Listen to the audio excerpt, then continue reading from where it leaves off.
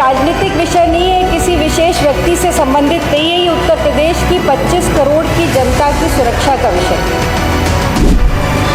वो जाता है और जिस तरह के उत्तेजना फैलाने वाले उस पर गाने चलाए जाते हैं, अश्लील गाने वो डीजे रोकने का प्रयास होता, उस पर कहासुनी होती है और अंत उसका तो सबसे बड़ा भयानक अंत होता है कि एक नौजवान, एक गरीब ब्राह्मण परिवार का बेटा, वो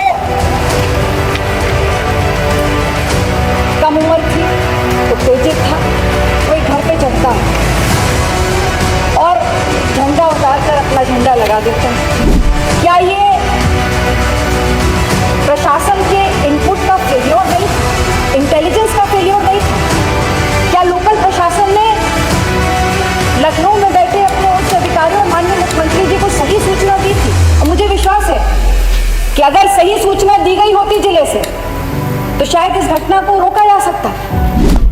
ये केवल ये राजनीतिक विषय नहीं है, किसी विशेष व्यक्ति से संबंधित नहीं है। ये उत्तर प्रदेश की 25 करोड़ की जनता की सुरक्षा का विषय। मैं ये मानती हूं कि कोई भी सरकार और कोई भी मुख्यमंत्री ये नहीं चाहता कि सांप्रदायिक दंगे हों, प्रदेश जले। पर अफसोस की बात है कि आज उत्तर प्रदेश में 2 ऐसी दर्दनाक घटनाएं हुई जिसकी वजह से आज प्रदेश का माहौल ठीक नहीं। विस्तार से हमारे वरिष्ठ साथी माननीय विधायक बाल जी ने पूरी बात संभल के बता दी, पर मैं शुरू करना चाहती हूँ जो इसकी पहले की 13 अक्टूबर की जो घटना बहराइच में हुई, महसी तहसील में, जिस वजह से ये घटना हुई दुर्गा पंडाल में दुर्गा विसर्जन को लेकर के। पूरी घटना में माननीय अध्यक्ष जी उसको दोहराने से कोई फायदा नहीं है, क्योंकि मेरा आशय ये नहीं है कि कोई उत्तेजना पैदा की जाए, पर मेरा आशय सिर्फ इतना है कि जो तथ्य है उस पर चर्चा हो और केवल सदन को नहीं, इस प्रदेश की जनता भी जाने सच क्या है और सरकार का भी पक्ष आना चाहिए। जिस तरह से हम सब ने देखा, टीवी पर देखा, मोबाइल पे देखा, अखबारों में पढ़ा, वहां पर एक घटना होती है, जो पूरा प्रोसेशन निकलता है उस पर कोई काबू नहीं था। वो जाता है और जिस तरह के उत्तेजना फैलाने वाले उस पे गाने चलाए जाते हैं, अश्लील गाने चलाए जाते हैं,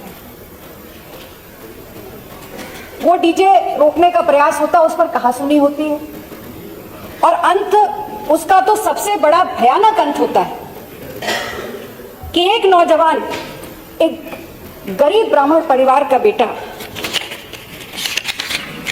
वो कम उम्र थी, उत्तेजित था, कोई घर पे चढ़ता है और झंडा उतारकर अपना झंडा लगा देता है। दुखद ये था कि सारी भीड़ नीचे जमा थी, वो भी किसी का बेटा था।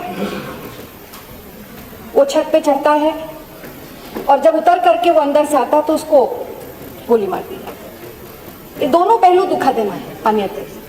जिस तरह से वहां का माहौल में उत्तेजना पैदा की गई और जिस तरह से उस बेटे की मौत होती है, दोनों चीजें दुखद।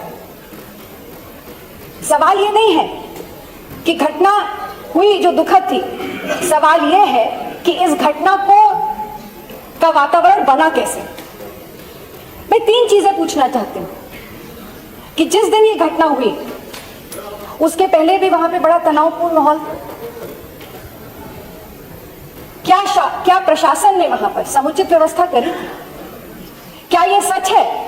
मैं नहीं जानती, पर जिस तरह से अखबारों में, टीवी में और वहां के साथियों ने बताया कि जो तनावपूर्ण माहौल था, वहां पे प्रशासन ने समुचित व्यवस्था नहीं करी सुरक्षा की और लगातार इस घटना के बाद कई दिनों तक वहां पर एक तनावपूर्ण माहौल बना रहा। क्या ये प्रशासन के इनपुट का फेल्योर नहीं था? इंटेलिजेंस का फेल्योर नहीं था? क्या लोकल प्रशासन ने लखनऊ में बैठे अपने उच्च अधिकारी और माननीय मुख्यमंत्री जी को सही सूचना दी थी। और मुझे विश्वास है कि अगर सही सूचना दी गई होती जिले से तो शायद इस घटना को रोका जा सकता, पर्याप्त सुरक्षा की व्यवस्था की जाती। पूरी तरह से असफल रहा वहां का लोकल प्रशासन इस बात को, इस घटना को रोकने से। और सबसे बड़ा प्रमाण यह है, ये मैं नहीं कह रही, ये विपक्ष कोई साथी नहीं कह रहा है, पर क्या इस बात से इनकार किया जा सकता है कि वहां के स्थानीय विधायक महसी के, भाजपा के, उन्होंने अपने ही महानगर अध्यक्ष और कई साथियों के खिलाफ एफआईआर दर्ज कराई। और एफआईआर जो दर्ज कराई, नामजद एफआईआर दर्ज कराई, उसमें फायरिंग, पत्थरबाजी, गाली गलौज के आरोप लगे।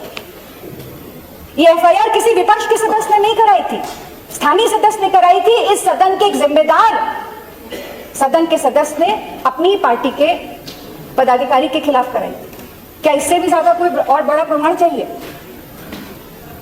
क्या ये वो लोग जिम्मेदार, क्या ये माना जाए कि वही लोग जिम्मेदार थे इस उत्तेजना को फैलाने में, इस वातावरण को दूषित करने में? एक नौजवान की मौत जो हुई, हत्या जो हुई, उसके पीछे कहीं ना कहीं ये लोग भी उतने जिम्मेदार थे जितने जिम्मेदार वो हैं जिन्होंने हत्या की।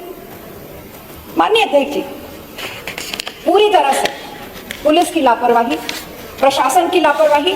और मैं तो माननीय मुख्यमंत्री जी से जरूर कहूंगी कि आपने वहां पर संभल में एक कमीशन का गठन किया, एक वरिष्ठ न्यायाधीश, सेवानिवृत्त न्यायाधीश के अध्यक्षता में किया।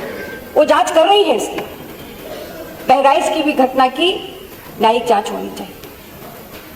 सिर्फ इसलिए नहीं उनको हटा देना चाहिए, इसको इग्नोर कर देना चाहिए क्योंकि उसमें सत्ता पक्ष के लोगों की भूमिका संदिग्ध है, उनकी भी जांच होनी चाहिए। और मैं ये कहूंगी कि उस ब्राह्मण परिवार को भी न्याय मिलना चाहिए। और जिन लोगों ने इस घटना को इतना घिनौना रूप दिया, उनके खिलाफ भी वही कार्रवाई होनी चाहिए जो कि वहां पे हिंसा भड़काने वालों के खिलाफ हुई।